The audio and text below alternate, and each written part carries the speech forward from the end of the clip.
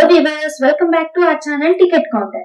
ఈ రోజు ఈ వీడియోలో 2023లో బాలీవుడ్ లో రిలీజ్ అయిన ఒక థ్రిల్లర్ మూవీని చూద్దాం. ఆ మూవీ పేరే కడక్ సింగ్. మూవీ అయితే ఎండింగ్ వరకు చాలా ఇంట్రెస్టింగ్ గా ఉంటుంది. అందుకే ఎక్కడ మిస్ చేయకుండా చివరి వరకు చూడండి. ఇలాగే మరికొన్ని వీడియోస్ ని చూడాలి అనుకుంటే మన ఛానల్ ని సబ్స్క్రైబ్ చేసుకుని ఫాలో అవుతూ ఉండండి. మరి మూవీని స్టార్ట్ చేద్దామా? మూవీ స్టార్ట్ అవగానే కలకత్తాలో అరుణ్ అనే వ్యక్తి హాస్పిటల్లో ఉంటాడు. అతను గతాన్ని మర్చిపోతాడు. దాంతో అక్కడికి సాక్షి అనే అమ్మాయి వచ్చి అరుణ్ ని చూసి నేను మీ కూతుర్ని అని చెప్తుంది. కానీ అరుణ్ నాకు కేవలం ఒక అబ్బాయి మాత్రమే ఉన్నాడు, అతని వయసు 5 ఏళ్లు అని చెప్తాడు. అప్పుడు సాక్షి అరుణ్ ని చూసి నేను మీ కూతుర్ని, నీ కొడుకు వయసు 5 ఏళ్లు కాదు 17 ఏళ్లు, అతని పేరు ఆదిత్య అని చెప్తుంది. ఇది విని అరుణ్ సాక్షిని ఫోటోలు చూపించమని అడుగుతాడు. కానీ సాక్షి తన దగ్గర ఎటువంటి ఫోటోలు లేవని చెప్పి మనం ఈ మధ్య ఎట్లాంటి ఫోటోలు తీసుకోలేదని చెప్తుంది. ఇది విని అరుణ్ చాలా షాక్ అవుతాడు.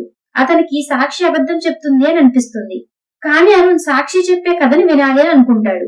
అందువల్ల అతను సాక్షిని మొత్తం చెప్పమని అడుగుతాడు. దాంతో స్టోరీ గతానికి వెళ్తుంది. సాక్షి కాలేజ్ లో చదువుకుంటూ ఉండగా ఆదిత్య స్కూల్లో చదువుకుంటూ ఉంటాడు. కానీ ఆదిత్యకి డ్రగ్స్ తీసుకునే అలవాటు మొదలవుతుంది. ఈ విషయం తెలిసిన సాక్షి చాలా బాధపడుతుంది. దాంతో సాక్షి ఈ విషయం గురించి ఆదిత్యతో మాట్లాడుతుంది. అప్పుడు ఆదిత్య సాక్షిని చూసి ఇలా ఇంకొకసారి ఎప్పుడూ చేయనని ప్రమాణం చేస్తాడు. సరిగ్గా అదే సమయంలో అక్కడికి అరుణ్ వస్తాడు. అరుణ్ చాలా స్ట్రిక్ట్ గా ఉంటాడు. పిల్లలతో ఎక్కువగా మాట్లాడడు కూడా. అతను ఎప్పుడు తన పనిలో బిజీగానే ఉంటూ ఉంటాడు. అతను ఎవరితోనో ఫోన్ లో మాట్లాడుతూ రవికాంత్ ఆత్మహత్య చేసుకున్నాడు అని చెప్తాడు. ఈ మాటలు విన్న సాక్షి చాలా షాక్ అవుతుంది. ఎందుకంటే రవికాంత్ అరుణ్ కి చాలా మంచి ఫ్రెండ్. రవికాంత్ అలా ఎందుకు చేశాడో అరుణ్ కు కూడా అస్సలు అర్థమవుతుంది. ఆ తర్వాత రోజు సాక్షి ఒక మాల్ కి వెళ్తుంది. అక్కడ అరుణ్ ఒక లేడీతో కలిసి షాపింగ్ చేయడాన్ని సాక్షి గమనించి బాధగా ఫీల్ అయ్యి అక్కడి నుంచి వెళ్లిపోతుంది. ఆ విషయం గురించి అరుణ్ తో ఏమీ మాట్లాడదు. ఆ తర్వాత రోజు సాక్షి ఆదిత్య చదువుకుంటూ ఉన్న సమయంలో అరుణ్ ఆఫీస్ కి వెళ్లడానికి బయలుదేరతాడు. వీళ్ళని చూసి ఈ రోజు రాత్రి నేను లేట్ గా వస్తానని చెప్తాడు. అది విన్న ఆదిత్య చాలా సంతోషపడతాడు. ఎందుకంటే అరుణ్ ఇంటికి దూరంగా ఉన్నప్పుడు అతను బాగా మస్తీ చేయొచ్చు అని అనుకుంటాడు. నిజానికి అరుణ్ చాలా స్ట్రిక్ట్ గా ఉండడం వల్ల తన పిల్లలు తనకి కడక్ సింగ్ అనే పేరును పెడతారు. ఆ తర్వాత ఆదిత్య సాక్షిని చూసి మనిద్దరం సినిమా చూడ్డానికి వెళ్దామా అని అడుగుతాడు. అప్పుడు సాక్షి దానికి ఒప్పుకుంటుంది. ఆ రోజు రాత్రి సాక్షి ఆదిత్య కోసం థియేటర్ దగ్గర వెయిట్ చేస్తూ ఉంటుంది. కానీ ఆదిత్య రాడు. దాంతో సాక్షి ఆదిత్య ఫ్రెండ్స్ కి ఫోన్ చేసి అసలు ఆదిత్య ఎక్కడున్నాడో కనుక్కుంటుంది. అలా అక్కడికి వెళ్లి చూడగా ఆదిత్య తన ఫ్రెండ్స్ తో కలిసి డ్రగ్స్ తీసుకుంటూ కనిపిస్తాడు. అది చూసిన సాక్షి ఆదిత్య మీద చాలా కోప్పడి అతని ఇంటికి తీసుకుని వెళ్తుంది. అదే సమయంలో అరుణ్ కూడా ఇంటికి వస్తాడు. సరిగ్గా అప్పుడే ఆదిత్య సిగరెట్ తాగడాన్ని చూసి కోపంతో ఆదిత్యని బాగా కొడతాడు. ఆ రోజు రాత్రి ఆదిత్య సాక్షిని చూసి క్రికెట్ బెట్టింగ్ లో 20,000 నేను ఓడిపోయాను, ఆ డబ్బుని నేను తిరిగి కట్టాలి అని చెప్తాడు. దాంతో సాక్షి తను దాచుకున్న డబ్బును ఆదిత్యకి ఇస్తుంది. ఈ డబ్బుని ఇచ్చేసి ఇంకోసారి ఇలా చేయకు అని చెప్తుంది. కానీ ఆ తర్వాత రోజే సాక్షికి పోలీస్ స్టేషన్ నుంచి ఒక ఫోన్ వస్తుంది. ఒక గూండా దగ్గర ఉన్న డబ్బును కొట్టేయడానికి ఆదిత్య ఇంకా తన ఫ్రెండ్స్ కలిసి అతని మీద దాడి చేశారని పోలీసులు సాక్షికి చెప్తారు.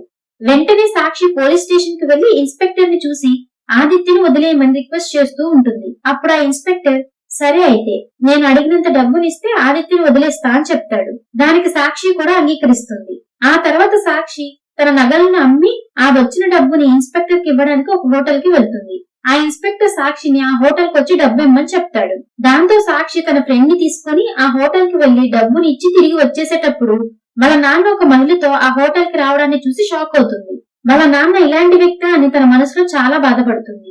లేడీస్ తో ఇలా హోటల్ కి వచ్చే చీప్ టైప్ అని వాళ్ళ నాన్న గురించి బ్యాడ్ గా అనుకుని వాళ్ళ నాన్న మీద కోప్పడి తిడుతుంది. అప్పుడు అరుణ్ సాక్షిని చూసి నువ్వు ఆలోచిస్తున్న విధంగా ఏమీ లేదు అని నచ్చ చెప్పే ప్రయత్నం చేస్తాడు. కానీ సాక్షి అరుణ్ మీద చాలా కోపంగా ఉంటుంది. ఎందుకంటే అరుణ్ ఇంతకు ముందే ఒక మహిళతో మాల్లో ఉండడం సాక్షి చూసేసింది కాబట్టి.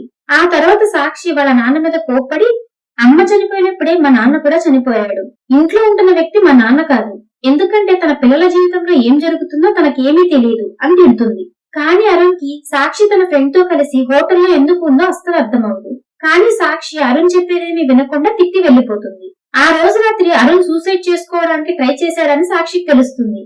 కానీ అతన్ని కాపాడి హాస్పిటల్లో అడ్మిట్ చేశారని తెలుసుకుని సాక్షి ఆదిత్యతో కలిసి వెంటనే హాస్పిటల్ కి వెళ్తుంది. అప్పుడు అరుణ్ కండిషన్ చాలా క్రిటికల్ గా ఉంటుంది.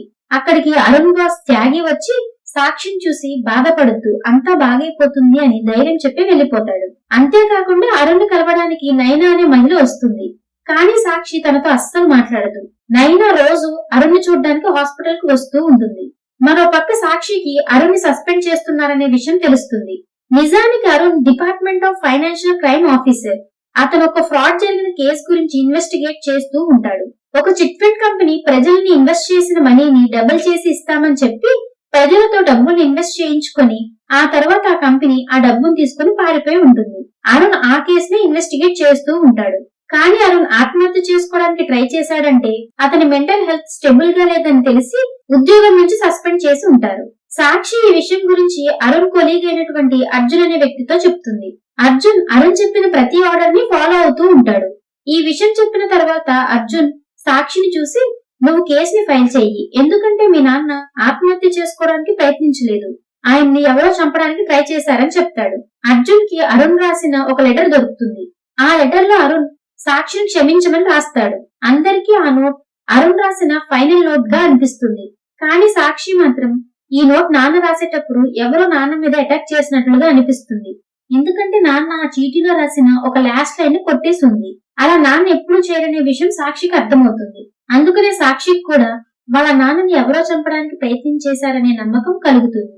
అలా సాక్షి జరిగిందంతా వాళ్ళ నాన్నకి చెప్తుంది. స్టోరీ ప్రెజెంట్ కి వస్తుంది. కానీ అరుణ్ తన ఒక స్ట్రిక్ట్ ఫాదర్ అనే విషయాన్ని అస్సలు నమ్మడు. అంతేకాకుండా తనకి గర్ల్ ఫ్రెండ్ ఉందనే విషయాన్ని కూడా నమ్మడానికి సిద్ధంగా ఉండడు. కానీ సాక్షి మాత్రం నేను చెప్పిందంతా నిజం అని అంటుంది.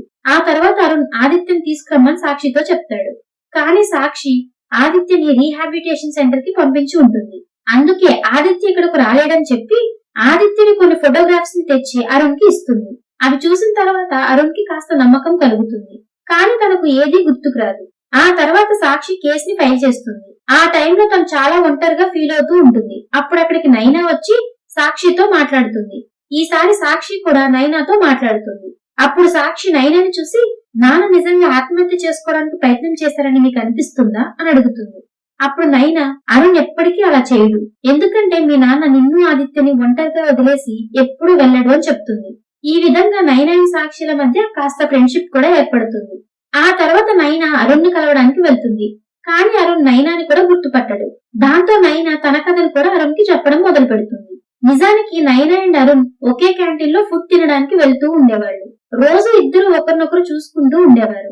అలా ఒక రోజు ఇద్దరు కలిసి మాట్లాడుకోవడం మొదలు పెడతారు. ఈ విధంగా వాళ్ళిద్దరి మధ్య ఫ్రెండ్షిప్ ఏర్పడి అదొక రిలేషన్షిప్ లాగా మారిపోతుంది. అరుణ్ అండ్ నైనా ఇద్దరు చాలా విషయాలని షేర్ చేసుకుంటూ ఉంటారు. ఇదంతా అరుణ్ వినగానే చాలా షాక్ అవుతాడు. గతం మర్చిపోయాక అరుణ్ చాలా మారిపోయి ఉంటాడు. ముందులాగా స్ట్రిక్ట్ గా అస్సలు ఉండడు. ఎప్పుడూ జోక్స్ వేస్తూ మస్తీ మజా చేస్తూ ఉంటాడు. ముఖ్యంగా అతని దగ్గర ఉన్న నర్స్ తోనే జోక్స్ వేస్తూ మస్తీ చేస్తూ ఉంటాడు. మరో పక్క సాక్షి వేసిన ఆ కేసు వల్ల అరుణ్ సస్పెన్షన్ క్యాన్సిల్ అవుతుంది. దాంతో అర్జున్ అండ్ సాక్షి ఇద్దరు సంతోషంగా ఫీల్ అవుతారు. కానీ అరుణ్ ఆత్మహత్యకు ముందు అగర్వాల్ అనే వ్యక్తికి ఫోన్ చేసి ఉంటాడు. అతనే ఆ chit fund company scam head.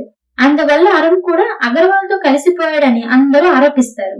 అతను కూడా చాలా డబ్బులు తినేశాడని అందరూ అనుకుంటూ అరుణ్ మీద చాలా కోపంతో ఉంటారు. ప్రజలందరూ కూడా తమని అరుణ్ మోసం చేశాడని అనుకుంటూ ఉంటారు. కానీ సాక్షికి వాళ్ళ నాన్న అలా ఎప్పుడు చేయడం తెలుసు. అర్జున్ కూడా అరుణ్ సార్ ఎప్పటికీ ఎవరిని అలా మోసం చేయడం నమ్ముతాడు. ఆ తర్వాత అరుణ్ బాస్ అనేటువంటి త్యాగి అరుణ్ ని కలవడానికి హాస్పిటల్ కి వచ్చి అరుణ్ ఆఫీస్ స్టోరీ గురించి తనకు గుర్తు వచ్చేలాగా చెప్పాలని ప్రయత్నిస్తాడు. ఇప్పటి వరకు అరుణ్ తన ఫ్యామిలీ గురించి, స్నేహితుల గురించి మాత్రమే వింటాడు. ఇప్పుడు తన ఇన్వెస్టిగేటివ్ క్రైమ్ గురించి తెలుస్తుంది. అలా త్యాగి అరుణ్ ని చూసి గతం చెప్పడం మొదలు పెడతాడు. ఒక పెద్ద చిట్ ఫండ్ కంపెనీ స్కామ్ జరిగింది. నీ కొలీగ్ దగ్గర 20,000 కోట్ల డబ్బు ఉందని నీకు తెలిసింది. ఇది తెలిసాక నువ్వు రవికాంత్ దగ్గరికి అంత డబ్బు ఎలా వచ్చిందని షాక్ అయ్యావు. అందరికీ రవికాంత్ లంచం తీసుకున్నాడని అనిపించింది. అందువల్ల నేను నిన్ను రవికాంత్ తో మాట్లాడమని అన్నాను. ఎందుకంటే తొందరలోనే రవికాంత్ మీద ఇన్వెస్టిగేషన్ మొదలవబోతుంది.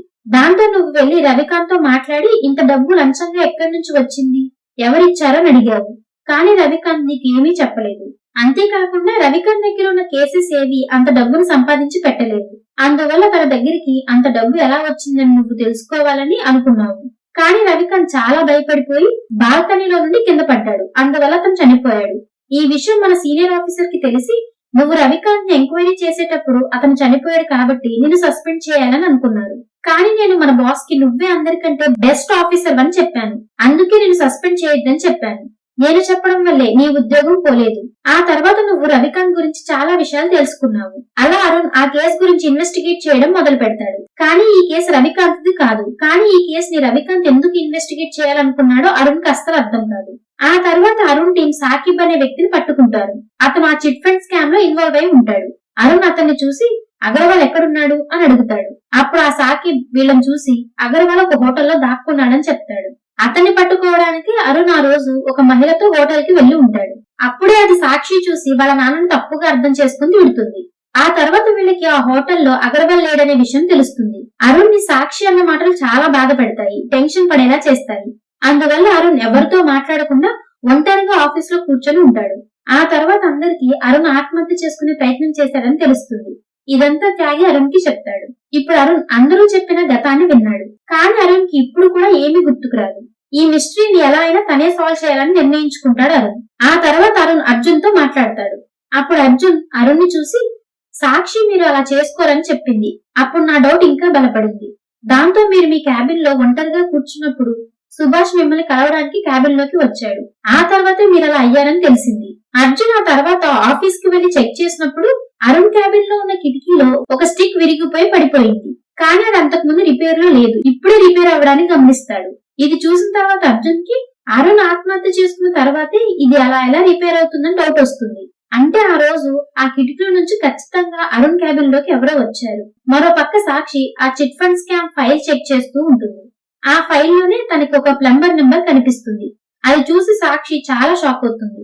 ఎందుకంటే అంత ఇంపార్టెంట్ ఫైల్ లో అరుణ్ ఆ ప్లంబర్ నేమ్ అండ్ నెంబర్ ఎందుకు రాశాడని ఆలోచిస్తూ ఉంటుంది.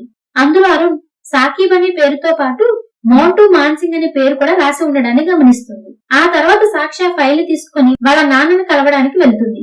వాళ్ళ నాన్నకి ఆ ఫైల్ ని మొత్తం చూపిస్తుంది. దాంతో అరుణ్ కూడా ఆ ఫైల్ ని చెక్ చేయడం మొదలు పెడతాడు. నిజానికి ఇదంతా జరగడానికి ముందు అరుణ్ ఆ ఫైల్లోనే రిపోర్ట్ ని తయారు చేసి ఉంటాడు.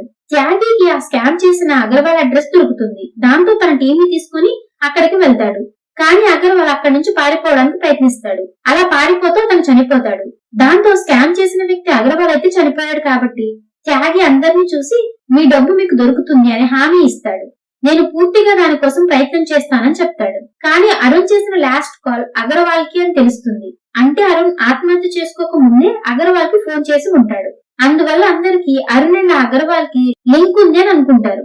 అందువల్ల అరుణ్ కి వ్యతిరేకంగా చాలా మంది ప్రొటెస్టులు చేస్తూ ఉంటారు. అంతేకాకుండా మరి కొంతమంది అరుణ్ ని చంపడానికి ఆ హాస్పిటల్ కూడా వెళ్తారు. కానీ ఈ విషయం ఆ నర్స్ కు ముందే తెలిసి అరుణ్ ని వేరే ప్లేస్ కి తీసుకుని వెళ్తుంది. ఆ తర్వాత అరుణ్ సాక్షిని కాంటాక్ట్ చేసి అందరినీ ఆ ప్లేస్ కి తీసుకురమ్మని చెప్తాడు.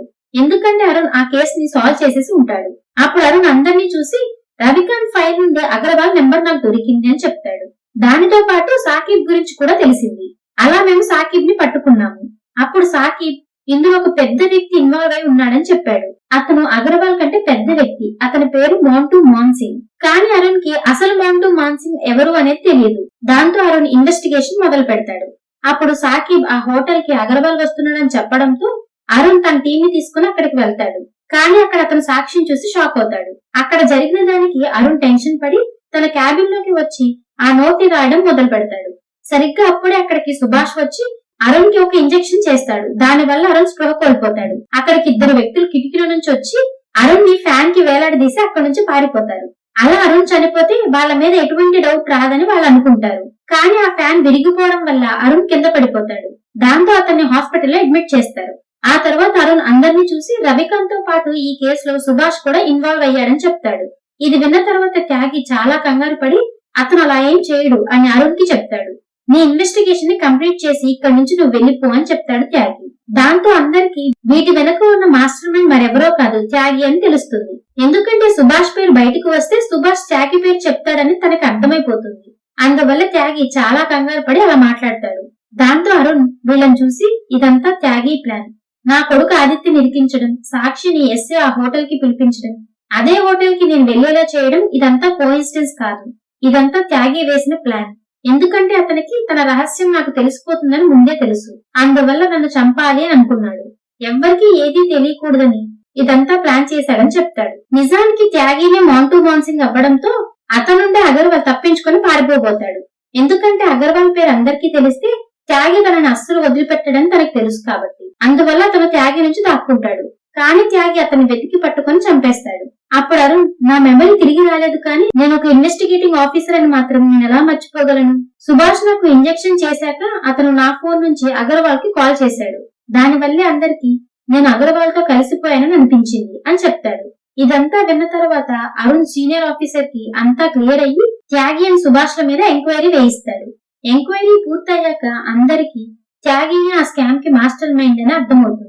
దాంతో త్యాగికి అండ్ తన మనుషులకి శిక్ష పడుతుంది. కానీ అరుణ్ మెమరీ మాత్రం తిరిగి రాదు. కానీ అతను సాక్షి అండ్ ఆదిత్యలను తన పిల్లలే అనే విషయాన్ని యాక్సెప్ట్ చేస్తాడు. నైనా తన గర్ల్ ఫ్రెండ్ అనే విషయాన్ని కూడా యాక్సెప్ట్ చేస్తాడు. ఇలా ఇదంతా జరుగుతూ ఉన్న మధ్యలో సాక్షి అండ్ అర్జున్లు కూడా ఒకరినొకరు ఇష్టపడతారు. దాంతో అందరూ కలిసి సంతోషంగా ఉంటారు. అక్కడితో మూవీ ఎండ్ అవుతుంది. ఈ మూవీ మీకు ఎలా అనిపించిందో కామెంట్ చేసి చెప్తారు కదా. మీరు చేసే కామెంట్స్, లైక్స్ అండ్ సబ్స్క్రిప్షన్స్ మాకు నెక్స్ట్ వీడియో చేయడానికి ఎంతో ఎంకరేజ్మెంట్ ని ఇస్తాయి. ఈ మూవీ G5 యాప్ లో స్ట్రీమ్ అవుతుంది. ఈ వీడియో కనుక మీకు నచ్చినట్లయితే మీ ఫ్రెండ్స్ అండ్ ఫ్యామిలీతో కూడా షేర్ చేసుకుని సపోర్ట్ చేస్తూ ఉండండి. Thank you everyone for watching.